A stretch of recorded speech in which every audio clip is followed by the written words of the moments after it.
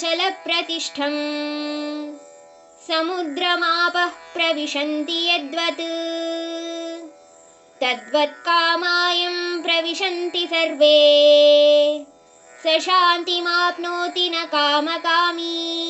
ಒಬ್ಬ ಸ್ಥಿರ ಮನಸ್ಥಿತಿಯನ್ನು ಪಡೆದಂತ ವ್ಯಕ್ತಿ ಯಾವುದೇ ರೀತಿ ಮೋಹ ಅಥವಾ ಕಾಮಕ್ಕಾಗ್ಲಿ ಅವನು ಬದಲಾಗಲ್ಲ. ಹೇಗಂದ್ರೆ ಈ ಸಮುದ್ರಕ್ಕೆ ಬಂದು ಎಷ್ಟೇ ನದಿ ಆಡಾದ್ರೂ ಅದ್ರ ವಾಲ್ಯೂಮ್ ಇನ್ಕ್ರೀಸ್ ಆಗ್ಲಿ ಡಿಕ್ರೀಸ್ ಆಗ್ಲಿ ಆಗಲ್ವಲ್ಲ,